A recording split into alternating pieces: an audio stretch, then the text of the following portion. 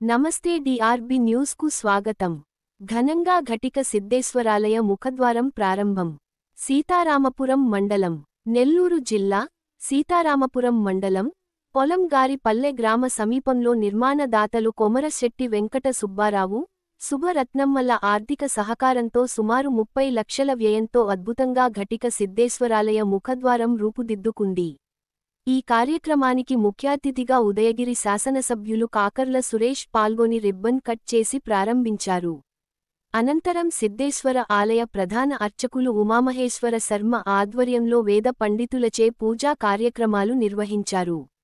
ఈ కార్యక్రమంలో కార్యనిర్వాహకులు ఎడమ తిరుపతయ్య, తిరుపతమ్మ, ఎడమ ప్రవీణ్ కుమార్ మరియు బాలాయ పల్లె గ్రామస్తులు మరియు తెలుగుదేశం పార్టీ నాయకులు, కార్యకర్తలు, అభిమానులు అధిక సంఖ్యలో పాల్గొన్నారు.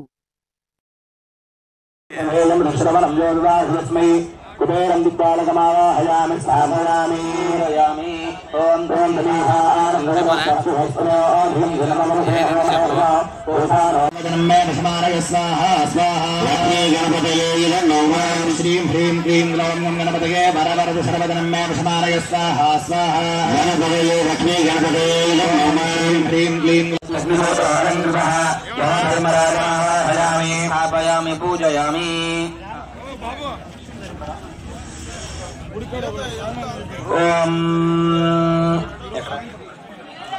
ఒక్క నిమిషం సార్ తీసుకోవాలి బాబు.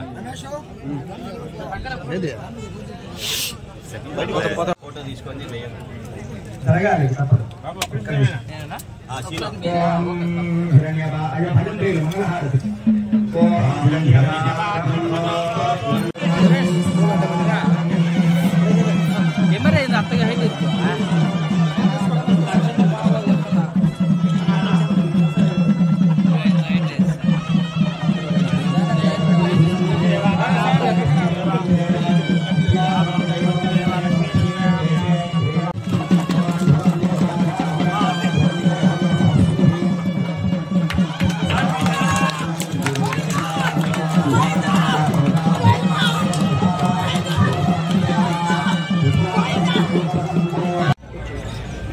సీతారామపురం మండలం ప్రసిద్ధ ఘటిక సిద్ధేశ్వర ఆలయ ముఖద్వారం దగ్గర ఉన్నాము. ఈ ఆలయ ముఖద్వారానికి కొమరశెట్టి వెంకట సుబ్బారావు గారు వారి కుటుంబం స్పాన్సర్ చేసి ఈ ఆర్చ్ ఇక్కడ కట్టించడం జరిగింది. దీన్ని మనం సిద్ధేశ్వర ఆలయం డెవలప్మెంట్లో మొదటి మెట్టుగా భావించాల్సి ఉంది. ఈ రోజున ఆయన ఆర్చ్ చేసి ఇక్కడ మొదలు పెట్టారు. నెక్స్ట్ ఫేజ్ లో మనం రాబోయే 4 సంవత్సరాల్లో కూడా దీని మీద ప్రత్యేక దృష్టి పెట్టి ఈ టెంపుల్ ని మనం డెవలప్ చేయడం జరుగుతూ ఉంది. టూరిజం స్పాట్ కింద దీన్ని టూరిజం కింద డెవలప్ చేయడం జరుగుతూ ఉంది. మన గౌరవ మంత్రివర్యులు దేవాదాయ శాఖ మంత్రులు శ్రీ ఆనం రామనారెడ్డి గారితో కూడా మాట్లాడడం జరిగింది. వారు కూడా దీనికి ప్రధానంగా అవకాశం ఇచ్చి మొట్టమొదటి ఉదయగిరి నియోజకవర్గం మొత్తం కలిపి ఈ టెంపుల్ ఒకటి, తర్వాత తల్లి వెంగమాంబ గుడి ఒకటి, ఈ 2 గుళ్ళు మనం డెవలప్ చేసుకోవాలి రాబోయే 4 ఏళ్లలో టూరిజం కింద అని చెప్పి ముందుకెళ్తా ఉన్నాము. తర్వాత ఇప్పుడు దాకా ఎండోమెంట్లో లేదు ఇది గుడి, ముందు ఎండోమెంట్లోకి తీసుకొని అక్కడ లోపల కూడా చాలా అవకాశం ఉంది మనకు. లోపల డెవలప్మెంట్ చేసేదానికి కానీ, లోపల మనం అక్కడ ఫెసిలిటీస్ ఇంప్రూవ్ చేసేదానికి కానీ ఎంతో ప్రసిద్ధి చెందిన దేవస్థానం ఇది. దీనికి ప్లానింగ్ రెడీ అవుతా ఉంది. ప్లాన్ అయిన తర్వాత ఒక్కొక్కటి ఈరోజు నేను ఎలా అయితే చెప్పాను, ఇది ఈరోజు ఒక పెట్టుబడిందని, అలాగే మనం ముందుకెళ్ళి కొంత డెవలప్మెంట్ చేసుకుని ముందుకెళ్ళడం జరుగుతూ ఉంది.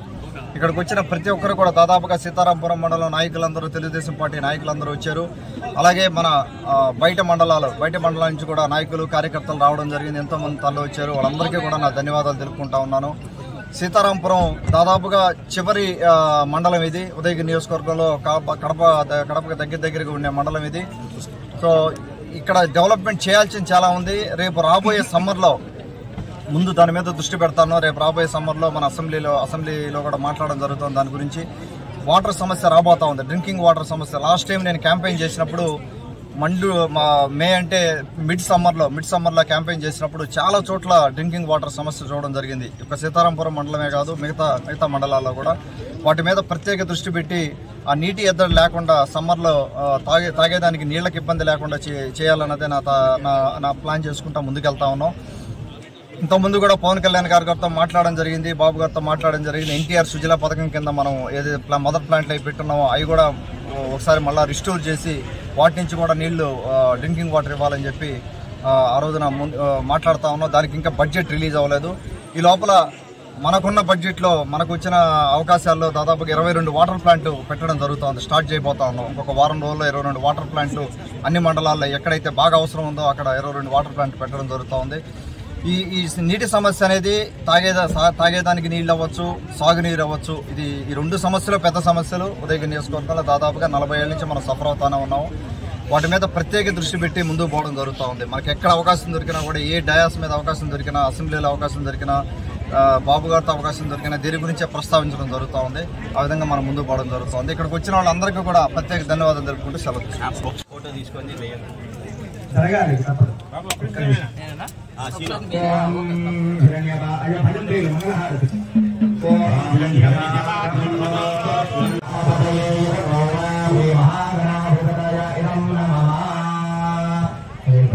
లక్ష్మీ గణపతయే నమః అనుకుంటూ వస్తున్నాయి. లక్ష్మీ గణపతి ప్రారంభమవుతుంది.